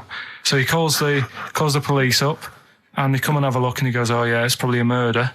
So then they dig it up and find out he's got hold of a spear in his hand. Right, and he's dressed like Fred Flintstone. Yeah. Right. And they realise it's probably not a recent murder. Right. His knuckles are dragging on the floor. He's a Neanderthal man. They think, hang on, Karl Pilkington. But when they found out, hang on, it's an old thing. It's an old thing! Can it? If it was a murder recent, then you'd go, hang on, how did this happen? Who does he belong to? Yeah. But the chances are whoever murdered him is also dead. 5,000 years ago, probably, yeah. So leave it. Just bury it. I don't think it's a murder investigation. No, but they are. It's not Quincy going, this was before my time. It's not a murder investigation. Just one thing bothers me, sir. Just one final thing. My wife loves you, but this guy. That's how they were treated. Why would he have a spear and a leopard skin? I just can't. I can't get over this. What are you talking about? No, there's this lad who called Mark, right, who I used to go to school with, who used to call me that. And his mum, right, was like obsessed with cleaning. And I was never allowed in their flat. He makes the place look untidy. So she used to, I don't know if it was just me or all his mates, but I used to turn up and she goes, yeah, he is in, but you know what you've got to do? And I used to have to go round the side of his flat. And he had a computer, right, which I used to play. I didn't have one at that point, but he had one. And I used to have to go round the side of the flat and stand at his bedroom window with his window open, and I'd be sort of leaning in playing the game. You are joking. I'm not, his mum. You had the weirdest upbringing I've ever heard. The things you were willing to do. It's the strangest. What is this town like? No, I stopped going once. Was there always music? Like, there's the horse in the house there. Oh, look at these two kids with big heads and webbed feet. All right, Ronnie. All right, Reggie. What was it like? She was obsessed. It's like you've grown up in a cartoon made for children. Yeah. No, his mum was really obsessed with cleaning. When Can I play through his window? I used to. Mrs. Ramsbottom, can I play through Mark's window? Aye, you know what you have to do. She used to be up till about 3 in the morning. Pilkington again. Have you washed your hands? What up till 3 in the morning? She Washing? used to be up doing the tiles in the kitchen. Washing until 3 in the morning? It's at 3 in the morning. And for ages and ages, that saying that out on the tiles, I used to think that came from, like, his mum. Because she was out, like, cleaning them late. So, till I was about 13, I thought that saying, out late, on the tiles, Yeah. was... And now you're not confused by anything. XFM 104.9, what do you want to know? Funny thing happened to me on the way here. Okay. Actually, it was about Wednesday or Thursday. I was walking along Charing Cross Road. I was on my way here, actually, to meet Carl for a drink. And this little fella came up to me. I think it was an overseas student. He's sort of like a student type, but he had an accent. And he came up to me and went, "Excuse me, are you one from the office?" And I went, yeah. He went, "Would you sign a script book of the office for me?" I went, "Yeah, by all means, yeah." He went, "Can you come to the bookshop?" And I went, what, you haven't got it on you? He went, "No, but if you come, I will buy one for you to sign." And I went, "I can't really." He went, "Were you going to pass one?"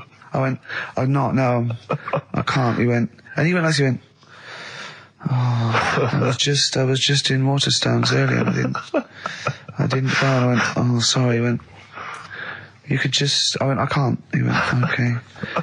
I went, "I'll sign something else. Have you got something else I can sign?" He went, "Of course." And I signed a pamphlet or a brochure or something for him. But I love the idea. Imagine me going with him. I'm queuing up, and I'm in the queue. He's going, "You're going?" "Yeah, fine. Can you just hurry up?" And he gets there, and his switch doesn't work, and he goes, "Can you lend me £10?" Yeah. I mean, imagine that. I'm a little bit annoyed you didn't go with him, frankly, because that would have been a sale of our book, and I get a little cut from that. Well, behind him was Salman Rushdie going, can we hurry up? 'Cause I shouldn't be out. I'm getting a lot of funny looks.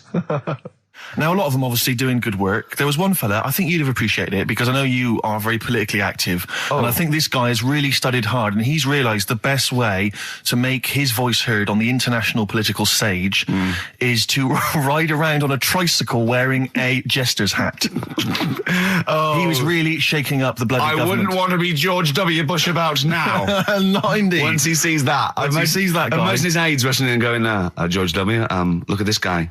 Where's that? That's in London, England. Okay, call off the forces. Is that a large tricycle? Yeah. Is he wearing a nappy? Get me Colin Powell. Why'd you call him Colin, not Colin? It's the way he likes it. Don't about. Just call off the troops. There's a in a jester's hat. Call the troops off. Just bleep some of those bits.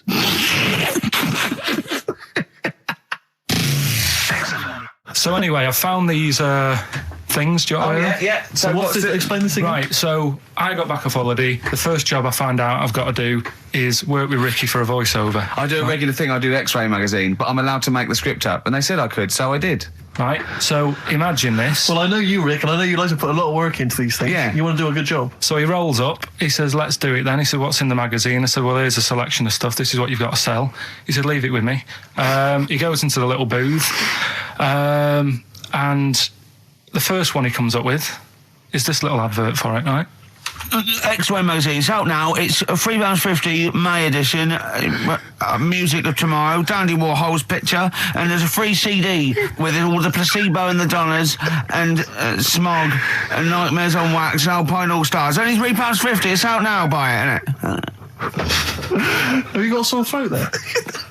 Well, that's all right, isn't it? And he was going, "You can't." I said, "We are doing that. I've done one. That is it. That's it." So I persuaded him. He went, "Right, okay, we can possibly put that on XFM, right? I'll have to see, right?" And so I wouldn't do it again. And he went, "But you need one for Capital." He said Capital will know what right, I'll do one more for Capital. Because all the stations advertise the XFM magazine, right? So this is the one that he thought would be all right for them. Ooh, hello, you loonies in Radio Land. Dr. Frog here to tell you about the new edition of X-Ray magazine. It's out now and it's only £3.50. You've not heard of it? It's a great music magazine. And you get a free CD featuring bands like Placebo. They wear makeup, but leave them alone. Gold Chain, Smog, OK Go, The Donners, and all great bands that you'll love to... Froggy here, hello. Bye. Ribbit, Froggy says bye it.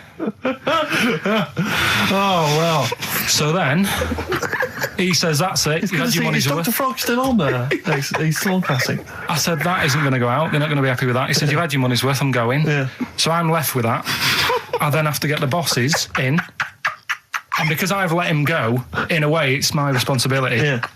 So I've obviously thought I've got what I need. I had to play them to the MD. What did he say? And justify... Well, I was sort of thinking if I laugh... He might go, well, I don't get it, but he finds it funny. Oh, brilliant. Well done. So I was laughing. He was sort of thinking, Excellent. Is that it? Brilliant. When do they go out then? I think one of them's going out at the moment. Excellent. I think the first one's going out. Brilliant. Well, let's play a great track then. Is it Dr. Frog? I'd like to see Dr. Frog feature maybe on our show more often. Okay. It's on XFM 104.9. I'm Ricky Gervais, with me, Steve Merchant and Karl Pilkington, and a few new characters. Steve. I can't believe that. As you said, I know you love Moyles and his sort of wacky stuff, and Chris Moore, Edmonds, one of the greats, and Edmonds, and just all the. No, well, I'm going to go along the same sort of vein. I've come up with a couple of. Can I do a little? Can I show you one? I'm excited. Okay. Well, it always starts with a sort of doorbell. Okay. So it goes, ding dong. I go, oh no, hold on, Steve, hold on, Karl. Who's that at the door? Yeah. Hello. Oh, hello. Oh, look, it's Camp David, the right queer gay. Oh, hello. You look all gay today. Is that because it's nice weather? Oh, no, that's not what it means. Oh, have you got a girlfriend, Camp David, the right queer gay? No, but I've got a boyfriend. Yeah. Oh, bye. Right. Oh, ding dong. Oh, it's another one. Another comic. Hello. Oh, look. It's Holy Fuck, the little funny Chinese fella. Wait, that's his name, Karl. That's his name, Karl. Karl. Hello, Holy Fuck. Harold. Yeah. Right? Yeah, that's fine. Mr. Fuck, you can call me Holy if you want. No, I'd prefer to call you Fuck. Yeah. Right? You're right. Nothing wrong with this so far. No. Have you got a girlfriend, Mr. Fuck? Achoo. Oh, you haven't got that SARS, have you? Yeah. No, that's my girlfriend's name. See? Yeah. Oh, just before you go, Mr. Fuck, I've got two things here. I've got a nice Trilby hat that you could wear, or I've got a little lampshade. Right. Which one do you want to put on your head and walk around? I presume the Trilby. No, but it's not. No. Yeah. Lampshade. Lampshade, of course. Bye. See you later. Yeah. I thought they were genius. Can I be honest? I'll be honest. I thought they were brilliant. I thought they were. You didn't steal them off Chris. No. They're original. They're original. Sometimes characters. Chris Moyles has done stuff as good as that. I know. Yeah, I know. But no, these are all mine. So there you go. We'll be hearing more from Camp David, the right queer gay, and Holy Fuck, the funny little Chinaman. What? All right, Karl. Yeah. Is that your sort of humour? It might not be your sort of humour. You just should have run it past me before you did it. Yeah. What one are you worried about in particular? The not Camp David. Well, say his name. No. Say his name. Which one? I don't know which one you mean. The Chinese fella. I forget who that was. What was his name? I can't remember. Well, if you can't remember, it can't be that good, so we'll leave it. We won't do it again. Right?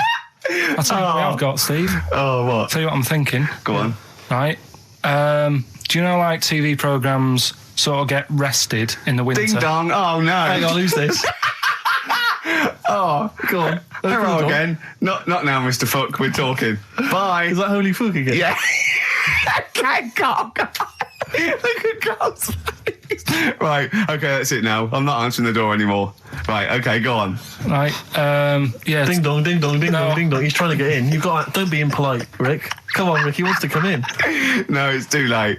It's too late. He's gone away now. Go on. Right. Anyway, what I'm Nice hat. thinking is, Rockbusters coming back for a bit. What? What are you talking about? He likes my idea. He likes my characters. He doesn't like that idea.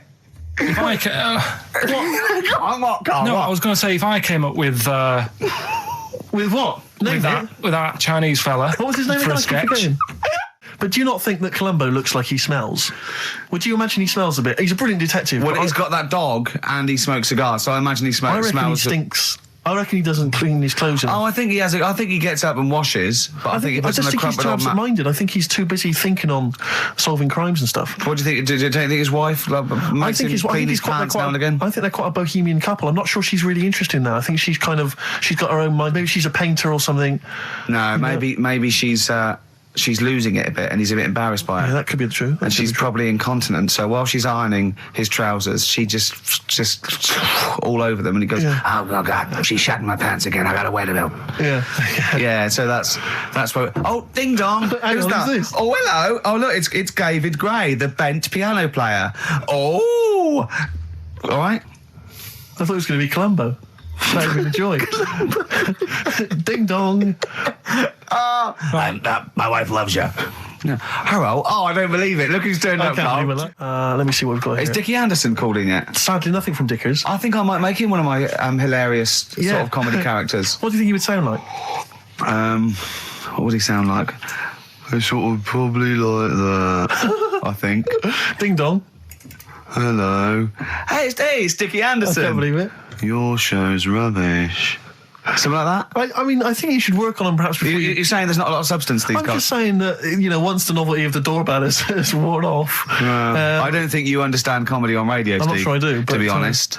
Listen to Noel Evans, listen to Moyles. You'll see you don't need to riff with it. It's just, you just do the doorbell and just say they're here. Right. That's all you need to do. Sure. So that's the main thing. Well, so we've had a couple I'm of thinking of some responses. more characters as well. We'll keep working on those. Yeah. Marcus has emailed. He says no to Rockbusters. He hasn't heard it, but it sounds rubbish. Believe me, you couldn't be more right. Well, does The Office sound good as a title? All right. This is someone else. Don't bring back Rockbusters. Please, can we have more holy fook? You're not pronouncing it right, Steve. I know. I was just a bit edgy there. Holy fuck, the little Chinese fella. Holy fuck, the little funny Chinese fella. Ding dong. Oh, who's that? Oh, it's a posh bloke who doesn't care about poor people. Hello, posh bloke, what are you doing? I'm in my Rolls Royce and I don't like the homeless. Oh, posh bloke, don't be a... You want to do the... Satire. That is satire. Yeah. There's nothing like It's it. political as well. I'm getting in Well, there's so political many. Don't things. even begin to show off. I was showing that subtext. some foreigners are funny. I got in the fact that, like, if you notice that Chinese people wear different hats to us. Yes. So that's political in a sense. Yeah. So, if I'd have done a character called Tourette's Boy, friend of the little Chinaman, and it went, ding dong, oh, look, it's Tourette's Boy, friend of holy fuck, holy fuck, you'd have been annoyed. Do you know what I mean? Oh, who's your mate, Tourette's Boy? Holy fuck. You'd have been annoyed, wouldn't you? Is that a character from Lenny Henry's show? I can't remember. I can't remember whether it's Chris Moores or Lenny Henry. Yeah, one of them. So a little surprise for you there. That's Coldplay here. They're live through there. Thanks. Can you hear me? Can you hear me? Yeah, brilliant. Do you want to say a few words? I'll have a quick word with Chris, lead singer Chris. Chris, good to have you here. Hello. And how's it going with Gwyneth Paltrow? Brilliant, yes. She's a lovely lady. Yeah, no, I thought so. Yeah, I saw her in Shakespeare in Love. She's good in that, isn't Yes, she? if you would pass that on to her, just say I enjoyed yeah. that. It's going all right. You going to get married to her? Yeah, so I marry either her or that Julia Roberts woman. Yeah, either one is good. Yeah. I know you're on holiday at the moment in Hawaii. I read in the paper today. No. You're actually here. I'm actually here. Okay. Got to go now, got to go. All right, just a couple of quick... See you later, Chris. Yes, see you, Ricky. So that's the sort of guests. That's the caliber of guests. We're just trying to up Just things. like Jonathan Ross. We've got guests like Jonathan Ross. That's Coldplay, just popped in. Just pop in. So if you're the Sony people listening, you might Brilliant. want to And we've still got Carl to take off my sock for 20 quid, okay? We're trying to... be interactive. Yeah. I've seen how other DJs do it. They have phones. They go, and how are you celebrating tonight? Oh, we're just going out, Foxy. Have a good time. Here we go. This is, you know what I mean? Yeah. We've got to be, I've guessed we had Chris Martin in from Coldplay, which is going to be a lot. Well, Chris is still here. Hello. Chris, how did you come up with the ideas for your songs? Just make them up in my head with the guitar. And how old are you now? 28. Thanks very much. And more from Chris Martin later, I imagine. Cheers. We've also had an email. Cheers. Thanks, Chris. Oh, It's dear. like the two of you are just, you are like children. You're infants. Your mentality is ludicrous. And you're embarrassing us in front of our special guests. Oh, yeah. I can't believe it. Now, of course, last week we've some tattoo here. We've had a number of letters, Rick. I'm just reading them now. Saying, Okay. last week, loved your interview with Chris Martin from Coldplay. Yeah. Genius. Another one here. Great insight into the man who wrote Yellow and Clocks. Yeah. Fascinating. Yeah. Steve Merchant's interview with Chris Martin was amazing. He showed his own TV show. Yeah. Just some of the letters we've received, Rick. Yeah. So this week, we're very lucky to have with us Russian pop act Tattoo. Round of applause for them. Hello. Lovely to have them here. Tattoo. Now then, of course, there's been much controversy that your kind of lesbian shtick is just something to try and whip up some press attention. Yeah. Is that We are proper lesbians. We love fanny more than cock. Okay, brilliant. And Tattoo, lovely to have you here. Thanks for coming. Yeah. Now then, you've got some live gigs, I understand, planned. You know, Okay. I can't help but notice that you sound, dare I say it, Tattoo, you don't sound so much Russian as German. we cannot do the accent properly. Okay. And Tattoo, it's a joy to have you here. Thanks for coming down. And finally, your lesbians would, for instance, either myself or Carl be able to convert you from lesbian ways? We like the muff so much that the knob is no good for us. All right, well, thanks very much, Tattoo. Yeah, thanks, Tattoo. Thanks very much. Cheers. Yeah. Extraordinary. Next week, share. Brilliant. So if you've got any guests, special guests you love us to interview, then let us know. Ricky.gervais@xfm.co.uk. And we'll try and get there. Oh, dear. Play a metal card. Rockbusters answers next. I was going to say, well, do you want to do that? No, let's do it next. After the record. Just was going to say something. What were you going to say? About gays and that. What? In a bit. What were you going to say? Well, we'll look forward to that. I mean, can you imagine what we just played? Or in fact, can you imagine the last 50 minutes on Radio 1, on The Breakfast Show? Well, we can pre-record it though, so I wouldn't have to get up early. Sure. That's not your point, is it? That's not really it. Your point is the quality of what we're doing, not how early it is. Sure. Get it. What would you provide though, Rick, do you think, if you went to Radio 1? What sort of, because I mean, obviously... Wank, oops. I can do all that. Because I mean, obviously our time at XFM is going to basically... I'd be the furry shreddy. Right. Yeah, so I'd get that. Would you have some wacky catchphrases? I think I would. You'd bring back Holy Fook, presumably. Holy fuck, yeah. Oh, ding dong. Oh, hello, it's my little Chinese neighbour. Hello, what's your name? My name is Holy Fuck. Hello. Look at Carl, he looks just going, oh, I don't know, you didn't even do the Chinese accent that time. Well, that'd be racist. Okay, sure. I mean, yeah, Sure. it's just his name's Holy Fuck, and there's nothing wrong with funny about that. So yeah, you'd have that. You'd have crazy comedy characters. You'd probably have some wacky quizzes. Yeah. Oh, look, it's Dirty Old Queer. Hello. No, I'm not. He's a new character to me. I'm quite excited. He sounds very modern and contemporary. Yeah. A new spin. Yeah. On an old idea. Yeah. Just tell us a little bit more. Oh, wow, he's an actor, isn't he? And he likes to, take it up. All right, well, that's just, if anyone from Radio 1 is listening, and they've listened to Dominic Mohan in the paper, they thought, yes, you're right, we need some new blood at Radio 1. Ricky Gervais has got a myriad of comedy characters. Yeah. Whack, oops. I can do sound You effects. can do sound effects. So... You could probably do funny voices like Chris Moyles, couldn't you? Yeah. Wow. Not as good, but I can... What about comedy songs like Moyles? Again, not as good, but I mean... Do you remember when Moyles rather hilariously changed the words of This Is My Moment by Martin McCutcheon to This Is My Motor? We listened to it though, didn't we? Unbelievable. I mean, when he was doing a competition, this was pathetic, wasn't it? We were listening to Radio 1 once on our site, and I don't know why, we just wanted to... I think it was research, wasn't it, for The Office? Yeah. And he was doing this... he had to phone in with... We were listening to idiots. And no, I'm not saying that.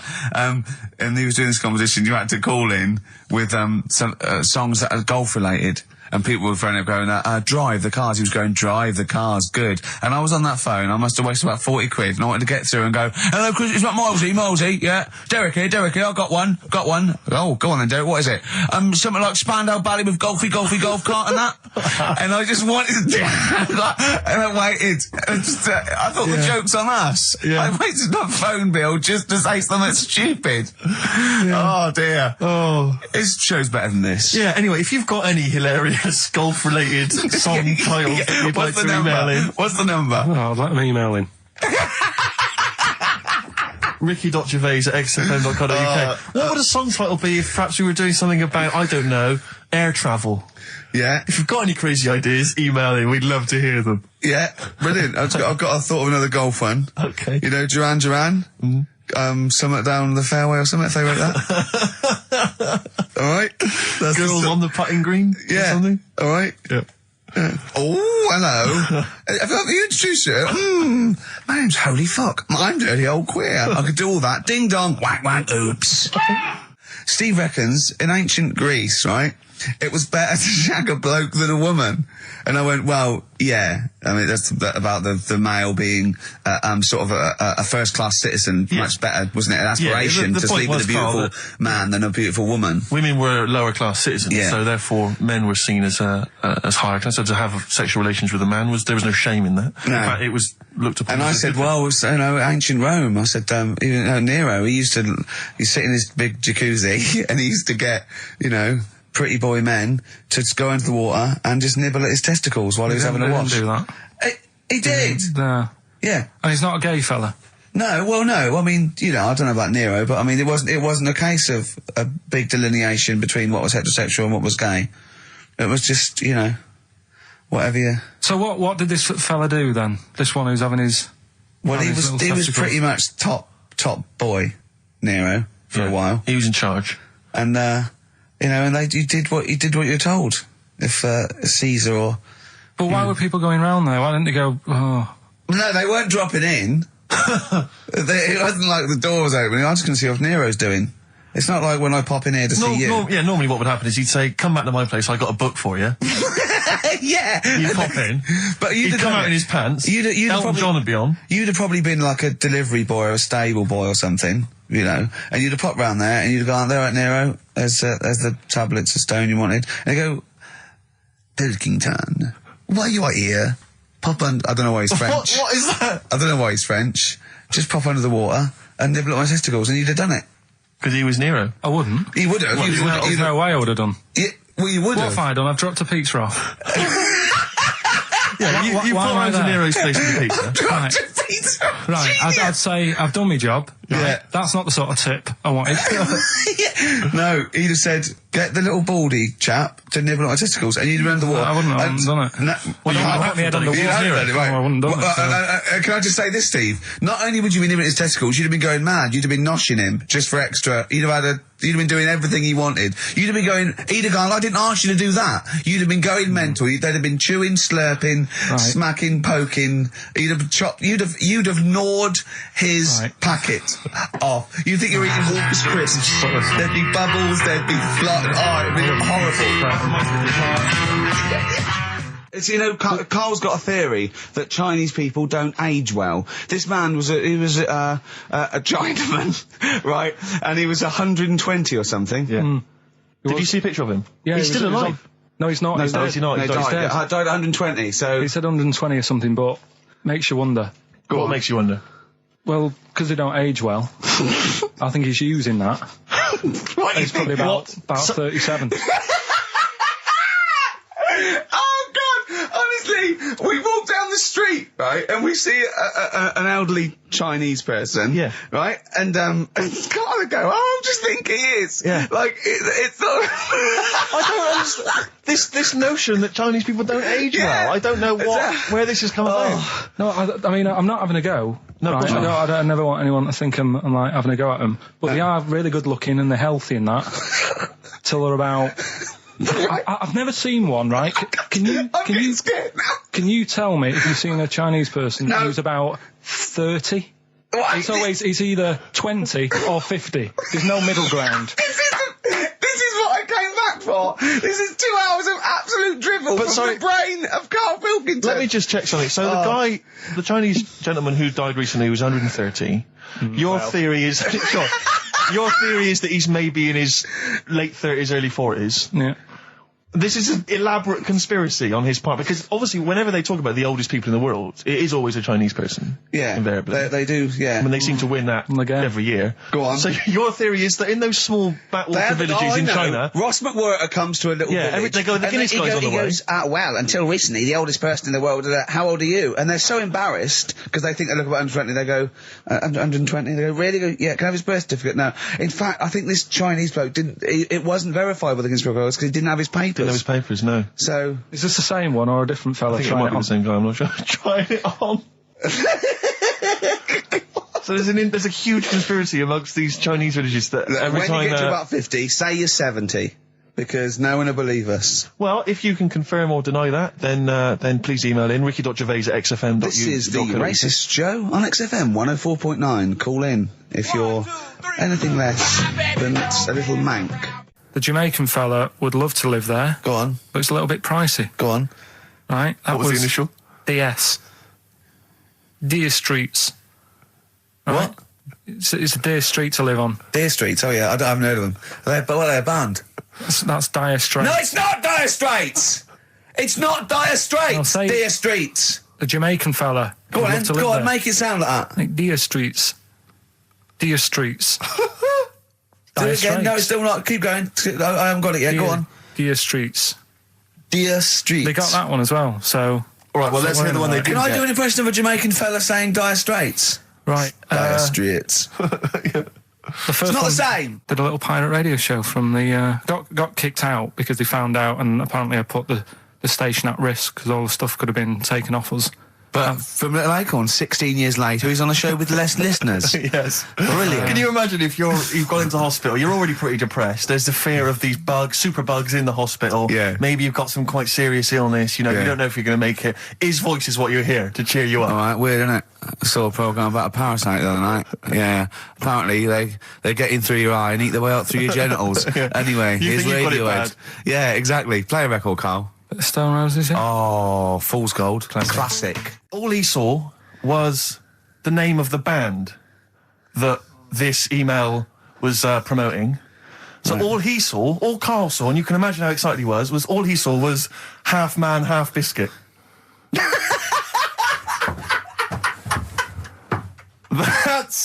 That's all he saw. I've never seen anyone so excited. Oh, God.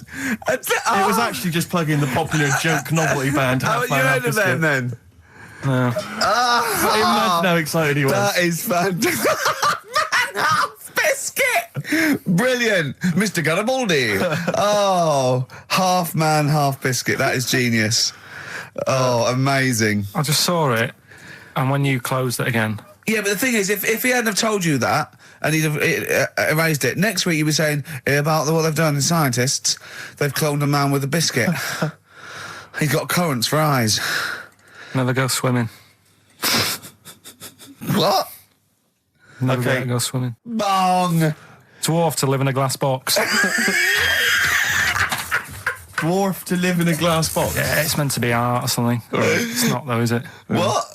Meant to be art? Why is... Yeah, whose idea is this? Is art, or is someone hired a dwarf to live in their box? It's just a box, and he can even leave when he wants, apparently. He can, go, I'm hungry, I'm going for a walk, and he puts a little note. If it's Damien Hirst, he might end up in 4 bits. So just be careful. But to me, that's like that thing when I said to you about the woman in the jar. What woman in the jar? The woman in the jar, they go, oh, come and see the woman in a jar. And Yeah, then it's a it big turns jar. out it's a big jar. So Yeah, it's it's a like, big well, jar. put me Yeah. in there as well then. Exactly. It's not Yeah. special. Yeah. And that's the same with him. It's a big box, he's a small fella. What's good about that? What do you want to do, though? To compress matter? But hang on, it's not a world record-breaking attempt. It's supposed to be art. No, what's art about that? Well, I'd like to What's try and art justify about it. that? Oh, can we do a show for BBC 3?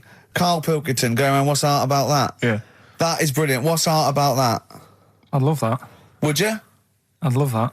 Me and Steve are going to do a thing called Is Art Rubbish, where we go round and we chat about it.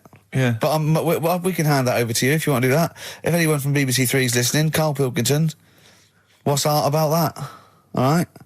Weird, isn't it? And what would you go around like Sensation and things like that, and Saatchi, and go and... Dali and that. You put a sheep in formaldehyde, what's art about that? Our butcher does it. All right. Weird, isn't it? Don't believe a word. Thin Lizzy on XFM 104.9. I'm Ricky Gervais, with me Stephen Merchant, and over there, Cam Fools. Is that your impression of me? Yeah. Yeah. The rock one's better. The rock one's better. Yeah, you shouldn't try and be a DJ. Yeah. Growing up with Diano Tuesday night. Carl reckons the gays go out late. Yeah. His favourite song is The Killing of Georgie, right? And he went, yeah, but would it have happened if he'd have been, going out a bit earlier? Yeah, well, no, fair point. Yeah. Is that song time specific then? No, but he reckons he probably got, because he was out late. Oh, right, okay. He said there's one that works here, sometimes he doesn't go out till midnight. But, Dick's son, he was a barber. Barbara Dixon, right?